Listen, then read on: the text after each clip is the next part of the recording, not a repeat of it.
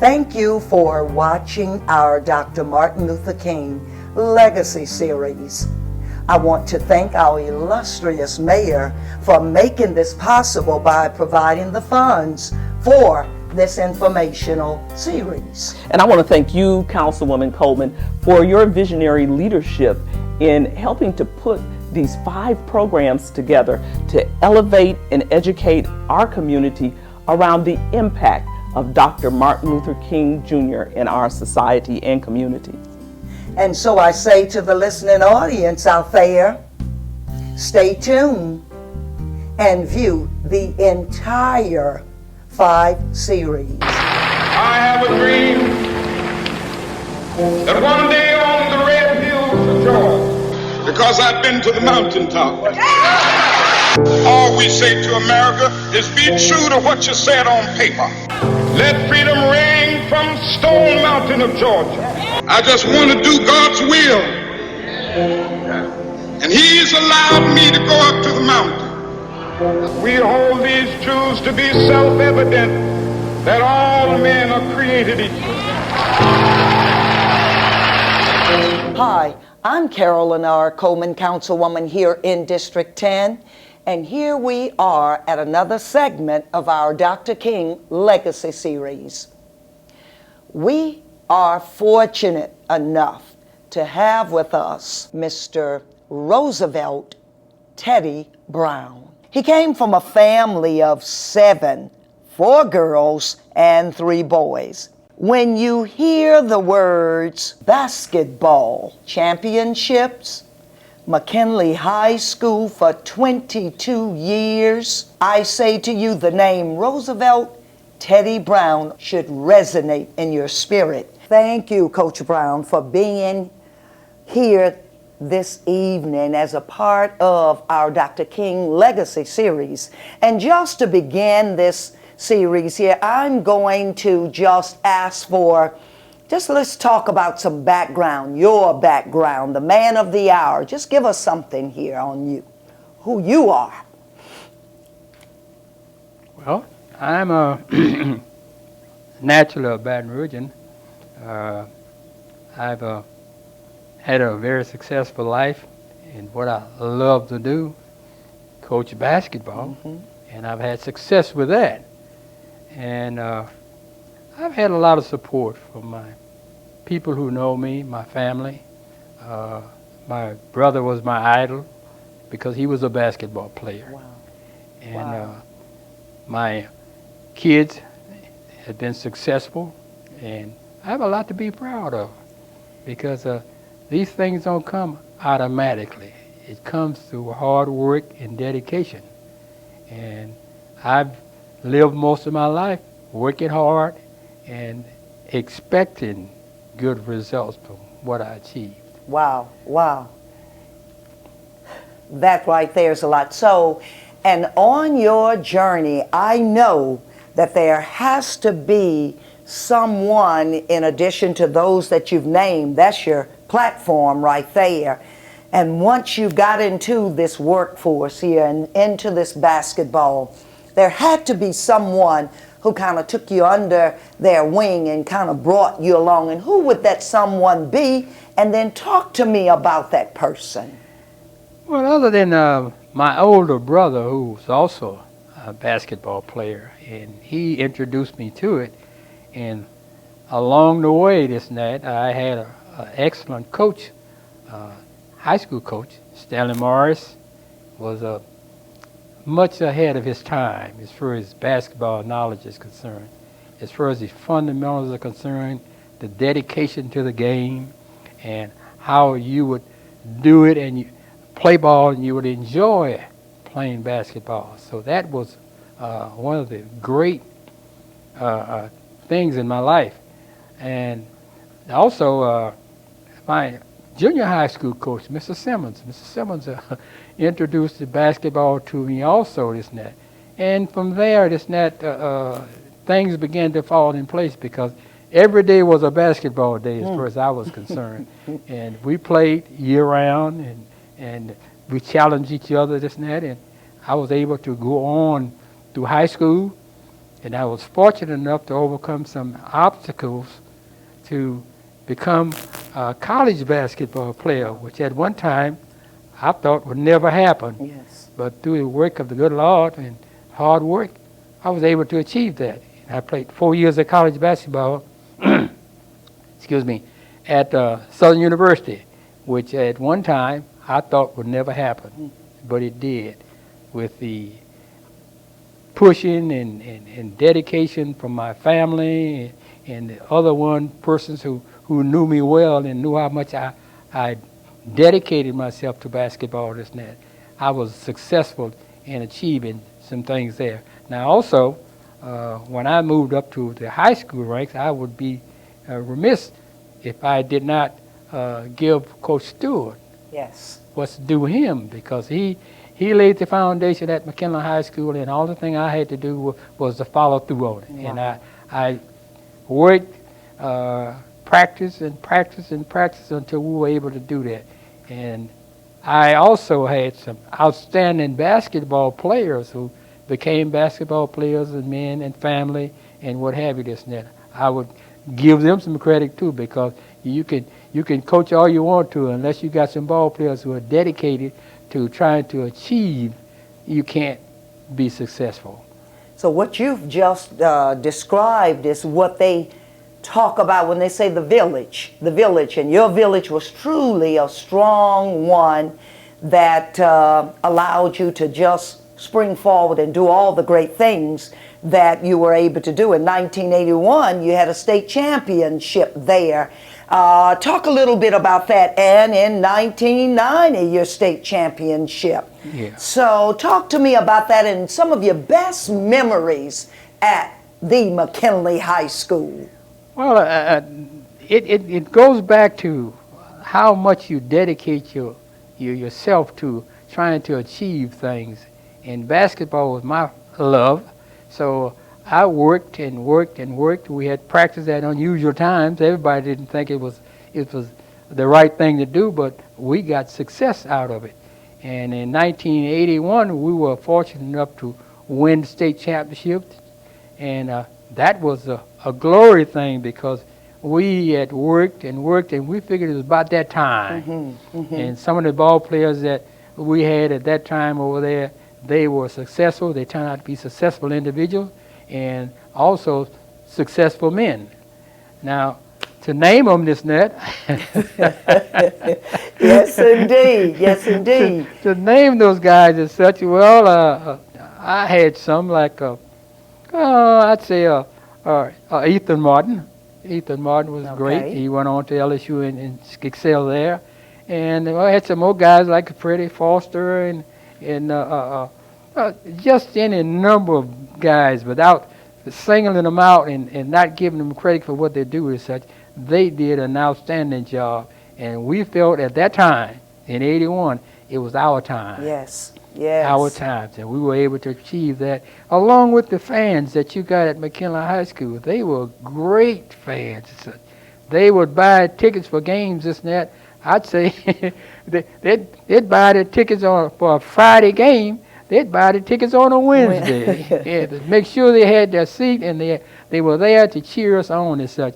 And that was a great thing.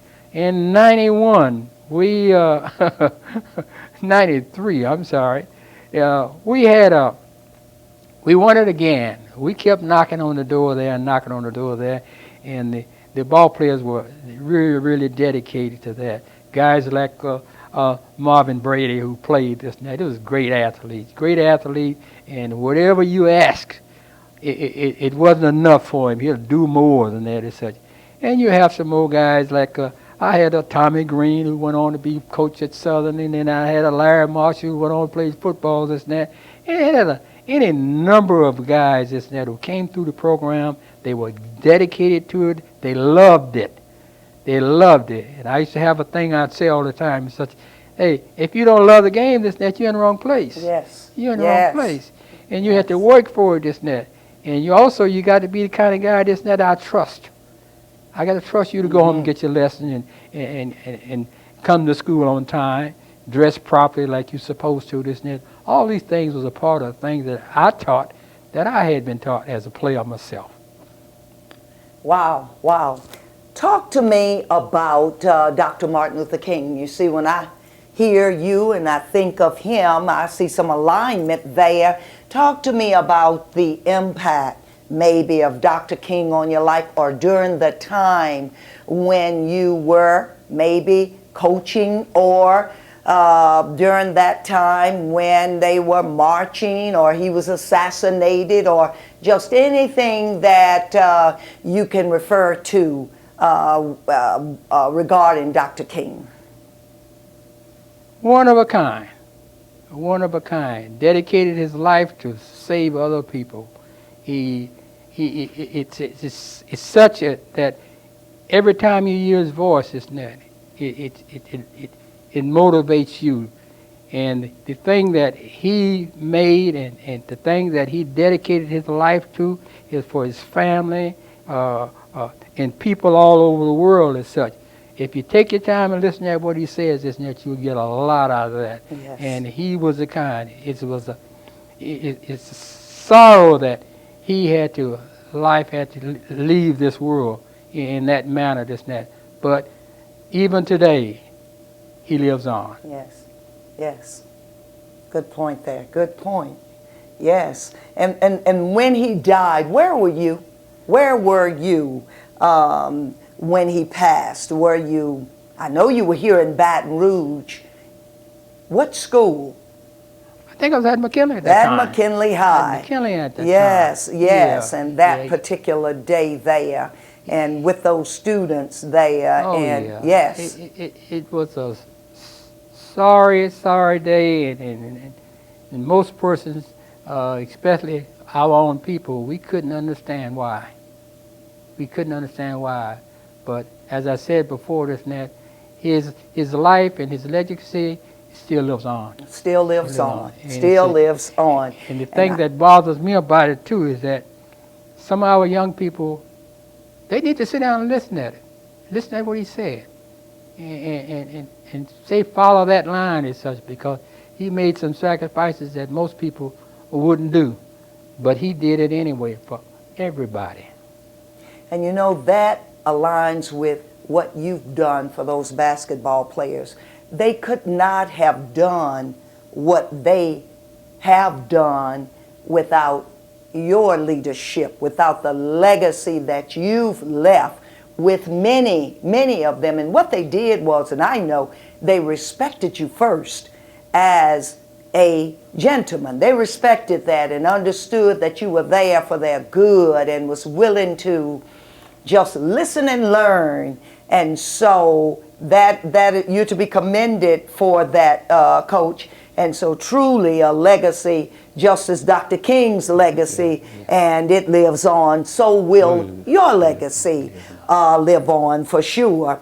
And so we are just fortunate enough to just have you here today to share with us. And then I think about you growing up on Gus Young. You grew up on Gus Young, and then you went to the bottom and taught. Yeah. And so you had the best of both worlds, two of the three worlds that we were a part of for sure, unless you went to where you had to pay tuition. So back then we had a choice, McKinley Capital or Scotlandville High. Yeah, right. And so you had the best of both worlds. Talk to me about coming up in Gus Young and being over there, and then, yes. It was quite interesting that you mentioned that, because most of your training and stuff that we had in the area that we lived at in the park and such, thanks to the good Lord, and also that it was a neighborhood thing. You know, everybody in the neighborhood knew everybody, and if they called your hand about doing something they thought was wrong and such, hey, you abided by it. Yes. And that was a very thing. And then, like I said before, going to Capitol this and that, and thank God for Mr. Keel this and that. He was special. He was special.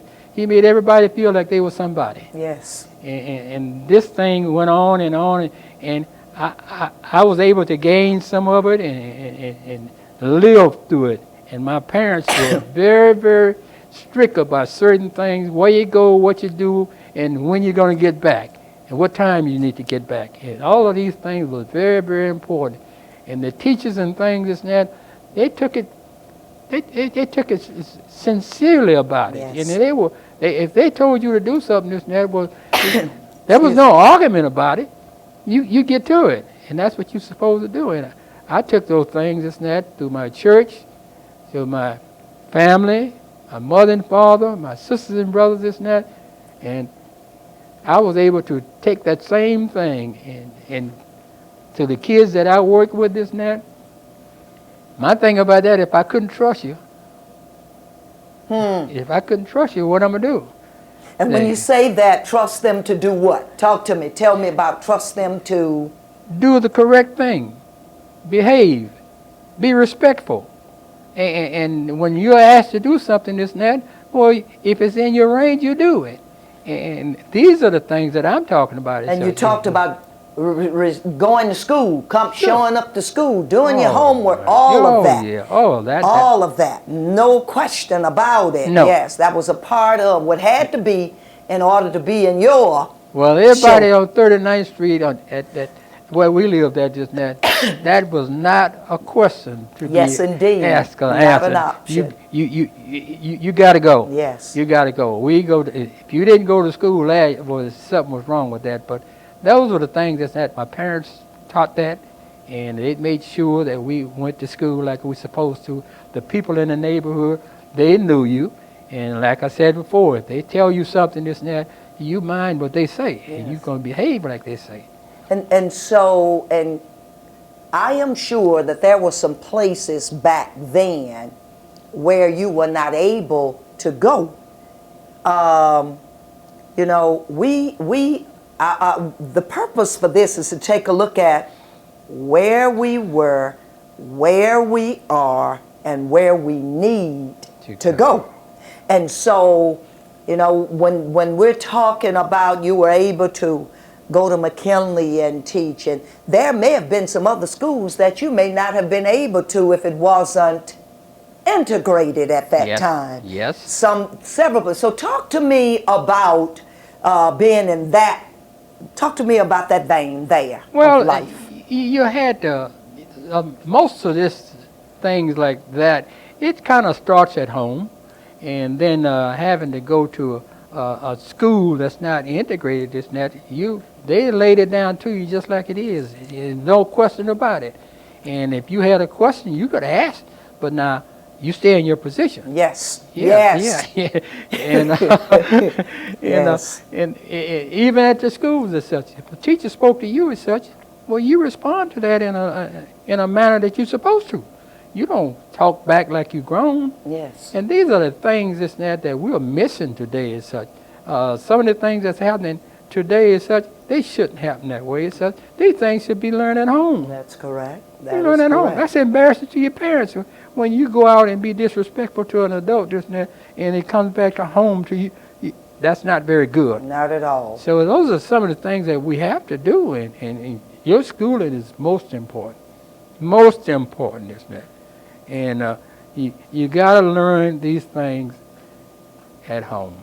And McKinley was definitely noted for that academic and for that basketball. It was all of that. Sure. Yeah, the big blue machine for sure. And so, it was definitely known for that. And then, as you said, you know, before integration, school was like home. Yep. The same thing they was teaching at home, you got that at school. Right. And so that was one of the plus for being in a school before integration. Now, the books may have been second-handed and all of these other things, but what it did cause you to be creative. Yeah. You better think about what that line said that may have been drawn through or cut out the page or whatever of that nature there. That's right. So it wasn't all bad, in my opinion. Not at all. Wasn't all bad. And then when we think about Dr. King and his legacy, and as you alluded to, what he stood for, and it was for everybody. His mindset was the love and respect and all for everyone. And so with that being said, what a better way than to bring up children in that same mindset. And then whatever you plant on this end, you expect to harvest on the other end. Yes, if you plant in for good boys, you're going to expect real men. Oh, yeah. Same thing with the young ladies there. You're going to expect that. As we look today, and we've seen where we've been, we know where we are now. Life is, as you said, good life.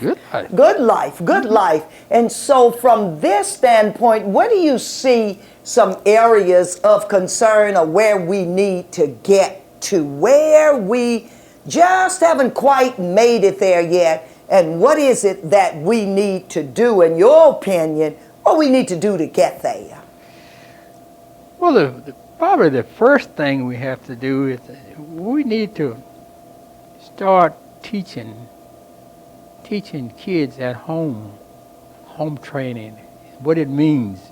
Don't wait until they get to be 13 years old, and now you're going to try to break them in. You can't do that then. You got to start early with them. You got to put them in activities that they can understand and basketball, they can buy. Yes, good basketball. Yes. Well, I can tell you that about the basketball thing, because first of all, I'm telling you, if I couldn't trust him to go home and be respectful in his neighborhood and behave his parents and go by what his parents teach him and do, well, I can't deal with it. Yes. Because I can't trust him. Yes. I can't trust him.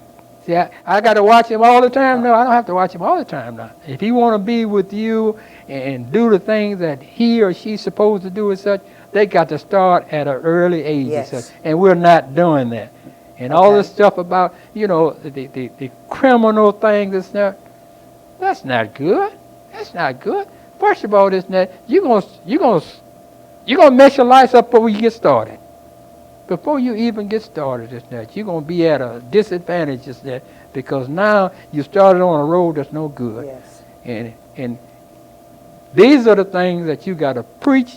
You got to go by it. You got to be involved in activity that's constructive, that's going to do you good in the long run, and help you become the person that your parents want you to be and the person that you want to be.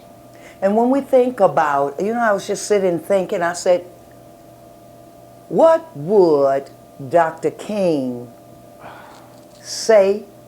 What do you think? What could be some things that he would be saying today at this point? We're talking about, we know what he stood for. Mm-hmm. We know how hard he worked. Yeah. We know what he went through to even try to make some things happen. And so I guess the question that rose in my mind was, what would Dr. King be saying today about some of the things that he's seeing going on? The first thing probably would come to his mind is that, did I waste my time? Did I waste my time on things that should be learned, should be practiced, and the things that you go about to do to make a good person out of yourself? And the sacrifice that he made, let's hope it's not in vain. There you go. Yes, indeed. Yeah. That's a mouthful right there. Not in vain. Yeah. And then, I think about that was his era. And then we've had others to grab the mantle and go. But I wonder if the mantle has been dropped, or if we just need to stick around, stay around, and see if others have grabbed it and going forward to finish. He said he had a dream to finish that dream that he had. Our leaders, our as you said, in the families, the family members. That's really, and you are correct, that's where a lot of it rests, in the families. We shouldn't have to look out here to look for our role model. Our role model ought to be in that house, in that family, right there. And so with all of that, being said, it just want to say to these leaders out here, to kind of examine themselves and see if they've picked that mantle up to finish what Dr. King started. And when he talked about he had a dream, a dream. And so we wonder if we're still dreaming, if we're in a nightmare. We just wonder where the people, where the world, where Baton Rouge, where are we now, and where are we going? Yeah. Where are we going? And that's the question there. Yep. That's it. And that's it. And so, you know, as you said, you've had some bumps. Sure.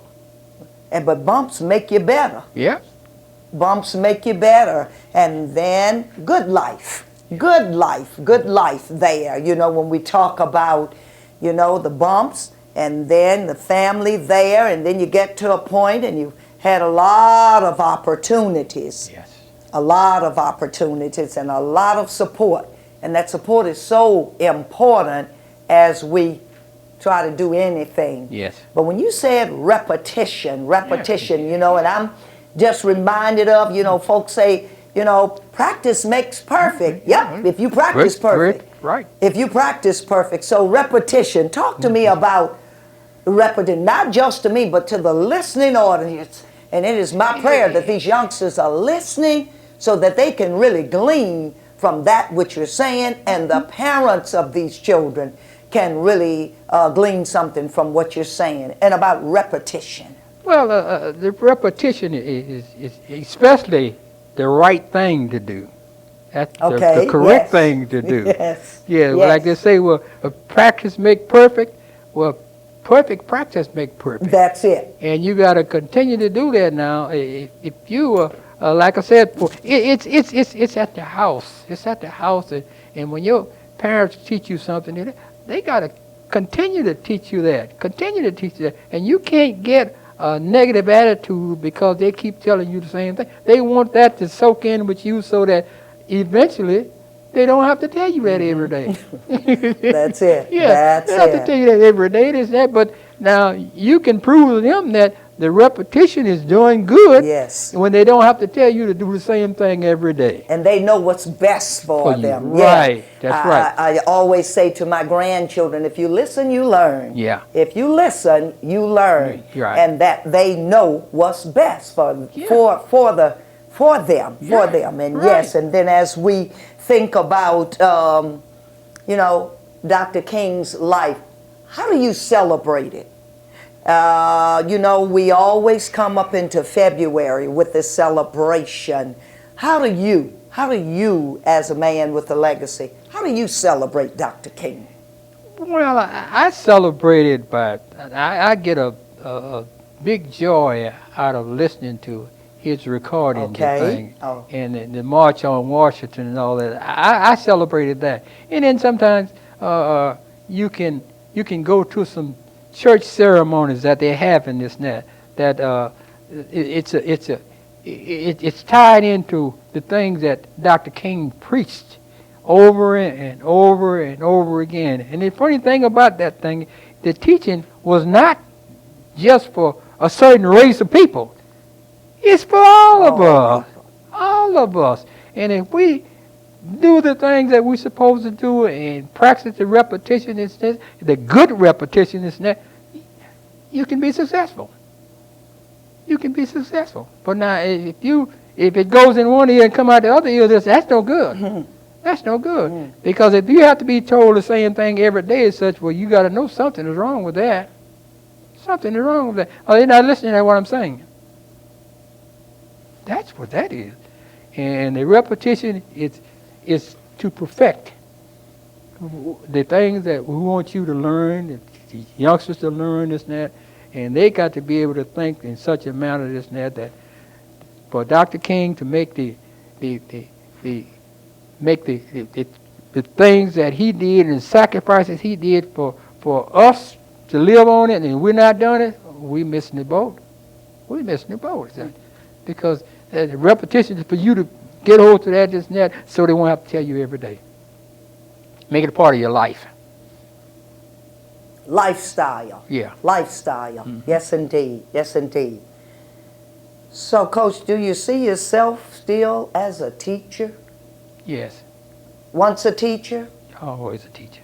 That's it. That's Always what a they teacher. say. That's right. Always. Yeah. Always a teacher. Yeah, you do. Yes. And the funny thing about that, once you get into education and you're teaching, used to teaching youngsters like that, it's a part of you.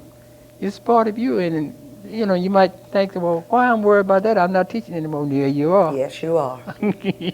Yes, you are. It's a Yes, you part are. of you. And then for you to sit here today and to come back in an area where you've served all of those years here, over here in South Baton Rouge, over here in where they call the bottom, the bottom, and you being who you are and how you've done, here it is, you've been at the bottom and now you at the top there. Right. And so you can definitely look out and see a lot that you have cultured and have made and have brought up and have created and all of that.